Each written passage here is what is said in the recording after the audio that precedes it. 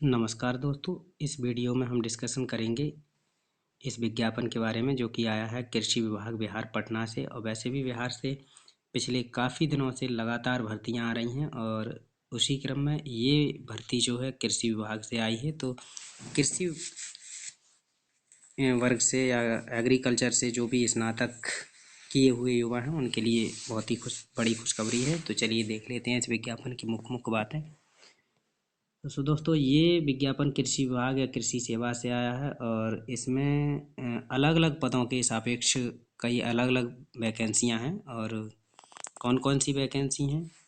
ये पहली वैकेंसी कृषि पदाधिकारी उप परियोजना निदेशक की है। और इसमें जो वैकेंसी या पोस्ट्स की जो संख्या है, यहाँ अनारक्षित, अनुसूचित जाति, अनुसूचित जनजाति, अत्यंत पिछड़ा वर्ग, आर्थिक रूप से कमजोर सभी के लिए है।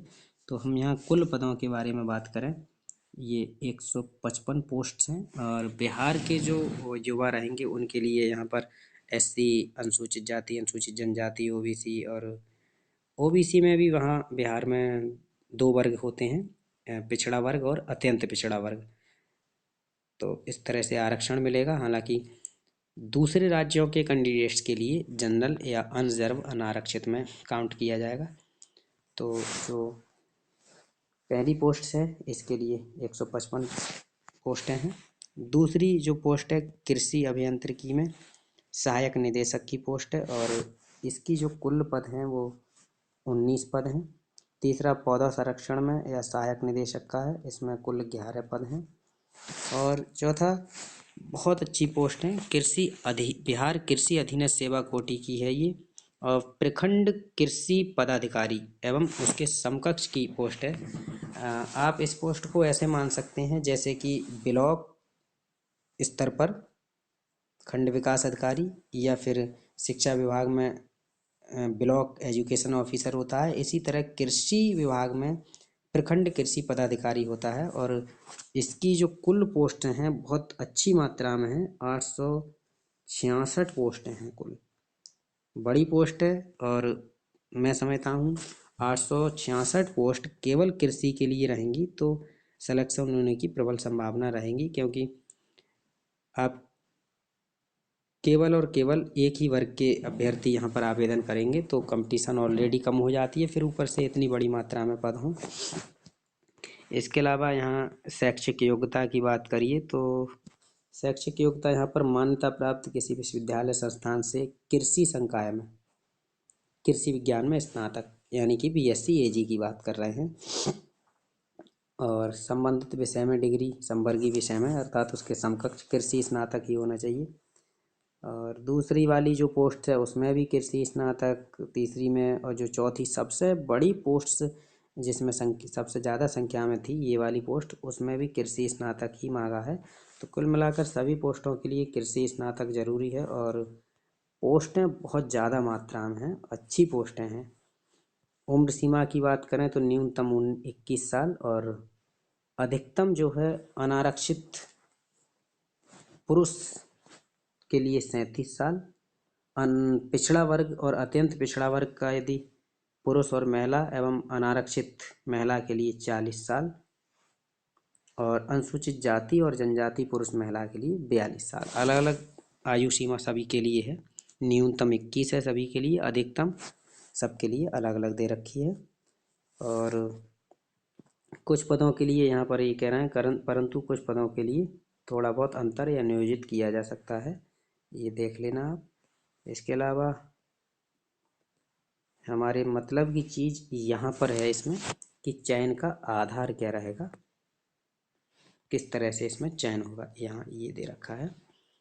तो यहाँ कह रहे हैं लिखित परीक्षा 3 विषयों की होगी, जिसमें सामान्य हिंदी 100 अंक की, सामान्य ज्ञान 100 अंक का एवं संबंधित विषय 200 अंक। तो इस तरह से कुल मिलाकर के 400 अंकों का एक पेपर हो जाएगा। ये यहाँ पर अलग अलग भी दे रखा है। 400 अंकों में क्या क्या रहेगा? हिंदी 100 नंबर एक पत्र 2 घंटे का, सामान्य ज्ञान एक पत्र 100 पूर्णांक का 2 घंटे का, और वस्तुनिष्ठ प्रवृत्ति की होगी डिस्क्रिप्टिव नहीं होगा, अर्थात इसे जो गोला काले काले करने वाला रहता है OMR शीट भरने वाला वही रहेगा। और 200 अंकों का एक अपना सब्जेक्ट रिलेटेड एग्रोनॉमी यहाँ दे रखा है। इसमें 2 पेपर होंगे, प्रथम पेपर द्वितीय पेपर, 200 अंक के प्रश्न इसमें 100 रहेंगे। तो इस तरह से कुल मिलाकर आपके 4 पेपर हो जाएंगे। पहला पेपर सामान्य हिंदी का 100 प्रश्न, दूसरा पेपर सामान्य ज्ञान का 100 प्रश्न, और तीसरा और चौथा कह सकते हैं, या सब्जेक्ट के मामले में कहें तो प्रथम द्वितीय मान सकते हैं, लेकिन क्रम के हिसाब से तीसरा और चौथा इनमें भी 100 प्रश्न रहेंगे। और सब ये पहले पेपर दोनों 100 अंकों के, दूसरे 200 के, कुल मिलाकर के आपके ये आपका 600 अंकों के पूर्णांक में और 400 प्रश्न संख्या रहेगी। प्रश्न हो जाएंगे 400, अंक रहेंगे 600। परीक्षा होगी टोटल परीक्षा वस्तुनिष्ठ प्रवृत्ति की ये। और जो पाठ्यक्रम के बारे में है वो कह रहे हैं कि पाठ्यक्रम जो भी होगा वो आप जो BPSC की वेबसाइट है www.bpsc.bih.nic.in पर जा कर के आप उपलब्ध है वहाँ से आप डाउनलोड कर सकते हैं इसका सिलेबस और पाठ्यक्रम जो भी हो। इसके अलावा ये प्रथम पोस्ट थी, द्वितीय पोस्ट का ये है इसी तरह का, तृतीय का है, और चौथे पोस्ट पर हम विशेष फोकस कर रहे हैं क्योंकि वहाँ सबसे ज़्यादा पोस्टें हैं।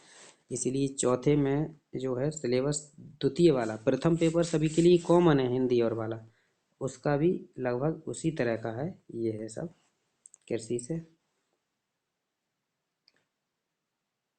और एक चीज़ और कहा है ना कि उक्त प्रतियोगिता परीक्षा में 100 अंकों के सामान्य हिंदी विषय के उत्तीर्ण होना अनिवार्य होगा। हिंदी वाला जो पेपर होगा उसमें पासिंग मार्क लाना जरूरी है, लेकिन ये जो हिंदी वाले अंक हैं वो मेधा सूची बनाने में प्रयोगार्थ नहीं होंगे, अर्थात जो मेरिट बनेगी उसमें आपके हिंदी वाले अंक जुड़ेंगे नहीं। और सामान्य हिंदी में 30 अंक लाने जरूरी हैं, केवल 30 अंक ले आओ पास मान लिए जाओगे। नंबर जुड़ेंगे नहीं, है आपके नंबर आपके जो जुड़ेंगे वो सामान्य ज्ञान के और सब्जेक्ट के जुड़ेंगे। इसी तरह अन्य चीज़ों में भी अलग अलग जो कैटेगरी के लोग हैं उनके लिए पासिंग मार्क्स क्या रहेंगे या क्राइटेरिया क्या रहेगा। सामान्य के लिए 40%, अत्यंत पिछड़ा वर्ग के लिए 34, पिछड़ा वर्ग के लिए 36.5%, अनुसूचित जाति जनजाति के लिए, महिलाओं के लिए और जो दिव्यांग हैं उनके लिए 32% अंक लाने अनिवार्य होंगे। और इसके अलावा सामान्य ज्ञान के जो पेपर है उसके बारे में भी कह रहे हैं, और मेधा सूची के बारे में कह रहे हैं कि लिखित परीक्षा और साक्षात्कार यानी मौखिक परीक्षा के प्राप्त अंकों के योग एवं समान पद पर संविदा नियोजित के तहत की गई कार्य अवधि के लिए अधिमानता देते हुए की जाएगी। चयन के अंकों की अधिमानता का जो निर्धारण है वो इस तरह से होगा कि लिखित परीक्षा और साक्षात्कार को 75% अंकों का अधिमान दिया जाएगा, और बिहार सरकार में संविदा के आधार पर जो कार्यरत हैं उनके लिए 25% अधिमान दिया जाएगा। आप इसे मोटे तौर पर ये मान सकते हैं कि लगभग यदि समान अंक आते हैं किन्हीं 2 व्यक्तियों के, और उन 2 व्यक्तियों में से एक व्यक्ति पहले से ही सरकार में कार्यरत है संविदा पर और एक व्यक्ति सीधी भर्ती से लिखित परीक्षा साक्षात्कार के आधार पर गया है, तो 75% लिखित परीक्षा के आधार पर सीधी भर्ती से आए हुए को वरीयता दी जाएगी। इसका मतलब ये है कि यदि 4 कैंडिडेट समान पद प्राप्त वो समान अंक प्राप्त करते हैं तो उनमें से 3 कैंडिडेट प्रत्यक्ष या सीधी भर्ती वाले परीक्षा वाले लिए जाएंगे और एक व्यक्ति ले लिया जाएगा आपका जो संविधान से कार्यरत है, ऐसा। इसके अलावा संविधान नियोजन के प्रत्येक 1 वर्ष के लिए 5 अंक, अर्थात यदि कोई व्यक्ति 1 वर्ष कहीं कार्यरत कर चुका है तो 5 अंक, 2 वर्ष यदि कार्यरत रह चुका है तो 10 अंक। इसी तरह से प्रत्येक 1 साल के लिए 5 अंक देते हुए अधिकतम 25 अंकों से वेटेज दिया जा सकेगा। जैसे मान के चलें यदि कोई व्यक्ति 5 साल से कार्यरत है संविदा पर तो 5 अंकों के हिसाब से 25 अंकों का वेटेज मिलेगा, लेकिन यदि कोई व्यक्ति 6 साल से कार्यरत है तो 6 पंजे 30 अंक हो जाते हैं वेटेज के, लेकिन इस स्थिति में उसे अधिकतम की बात शर्त मानते हुए 25 अंक ही वेटेज दिया जाएगा, 30 नहीं दिया जाएगा। तो इस तरह से ये हो गई। और मौखिक अंक परीक्षा का भारांक क्या रहेगा ये सब दे रखा है इसमें। इसके अलावा ये कोटि फार्म भरते समय कि किसके लिए क्या कोटि भरनी है, जैसे SC का व्यक्ति है तो उसे कोटि 2 कोट डालना है, अनुसूचित जनजाति का तो कोट 3 डालना है। ये फार्म भरने के बारे में है। ये फार्म भरने की तिथि दे रखी है, ये बहुत ज़्यादा ज़रूरी हो जाती है। फार्म भरने की जो प्रारंभ करने की या आवेदन की जो तिथि, प्रारंभिक तिथि है 15 जनवरी है, अर्थात 15 जनवरी से इसके आवेदन शुरू होंगे और या हो चुके हैं, और इसकी अंतिम तिथि 28 जनवरी तक रहेगी। 15 जनवरी से 28 जनवरी लगभग 12-14 दिन का समय फार्म भरने के लिए अभ्यर्थियों को दिया जा रहा है। ऑनलाइन ही फार्म भरे जाएंगे। आवेदन भरते समय अभ्यर्थियों को सभी संबंधित प्रमाण पत्र, कागजात जो स्पष्ट और पठनीय हो को PDF फॉर्मेट बना करके निर्धारित जगह पर अपलोड करना होगा। और अभ्यर्थियों को ये भी सलाह दी जा रही है कि आवेदन में भरे गए शैक्षिक योग्यता या संविदा के आधार पर जो भी कार्य किया है, अनुभव है, आरक्षण है, वो सब दस्तावेज सत्य होने चाहिए। यदि उनमें कोई कूट या झूठ या रचित चीज़ पाई जाती है तो उसके विरुद्ध कार्रवाई भी की जाएगी।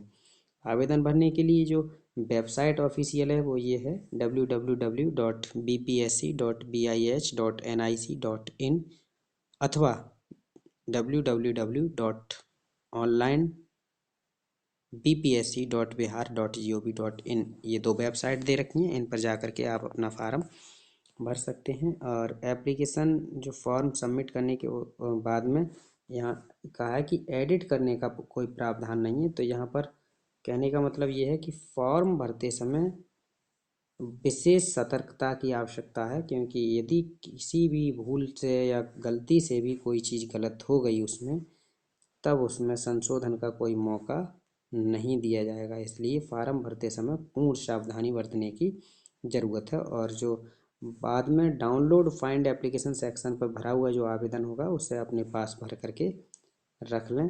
धन्यवाद साथियों।